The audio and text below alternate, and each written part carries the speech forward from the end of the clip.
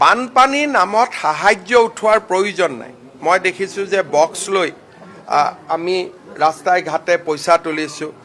বেলেগৰ পইচা তুলি আমি সাহায্য দিব নালাগে, নিজৰ টকাৰে যদি আমি পাৰোঁ সাহায্য দিব লাগে। আপুনি যদি মোৰ পৰা টকাটো তুলি আপোনাৰ বেনাৰখনত গৈ সাহায্য দিলে তেতিয়া মোৰটো তাত বান ৰিলিফ নহয়।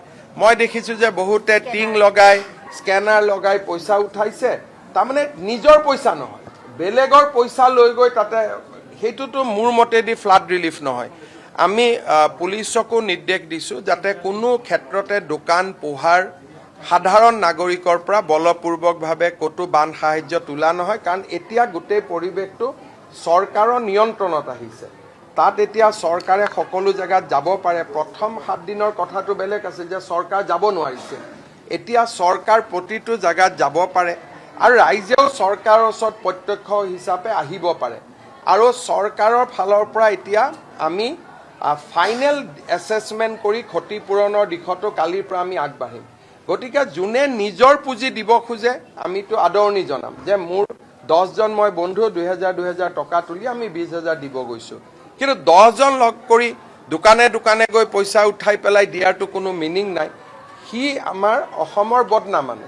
গতিকে মই এটাই অনুৰোধ কৰিম ৰাইজক যে ডেফিনেটলি বান সাহায্য দিব লাগে, দিয়াটো ভাল, কিন্তু নিজৰ পইচাৰে দিয়ক। বেলেগৰ পৰা পইচা কালেকশ্যন কৰি দিলে তাৰ পৰা মই নাভাবোঁ যে কিবা বহুত ডাঙৰ বা শিৱসাগৰ চৰাইদেউ ৰাইজেও এইটো ভাল পাব।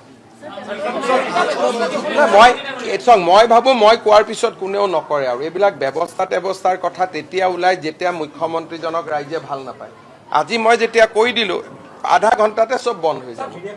ইয়াত ব্যৱস্থা লোৱাৰ কথা নাহে, কাৰণ ৰাইজেতো সমৰ্থন কৰা মুখ্যমন্ত্ৰী এজন আছোঁ, গতিকে ব্যৱস্থা কিয় ল'ব লাগে। মই আপোনালোকক নহ'লেতো মই টিভিত কথাই নকওঁ, এইটো কথা ক'বৰ কাৰণে ৰখিলোঁ। মই ক'লোঁ আপোনালোকে উলিয়াই দিব, আজিৰ পৰা নিজে নিজে বন্ধ হৈ যাব, ৰাইজে মোৰ কথা নিজে শুনিব। শিৱসাগৰ চৰাইদেউ জিলাতে যি আমি প্ৰথম 15,000 টকা পঠিয়াইছিলোঁ, ৰাইজে মোক অভিযোগ কৰিছে যে কিছু বানে আক্ৰান্ত নকৰা ব্যক্তিয়ে পাইছে আৰু বানে আক্ৰান্ত কৰা ব্যক্তিয়ে পোৱা নাই। মই ৰাইজক এটাই অনুৰোধ কৰিম যে চৰকাৰৰ পুঁজি যাতে বান আক্ৰান্ত ৰাইজৰ মাজলৈহে যায়, সেইবাবে বানে আক্ৰান্ত নকৰা পৰিয়ালসমূহেও আমাক সহায় কৰিব লাগে।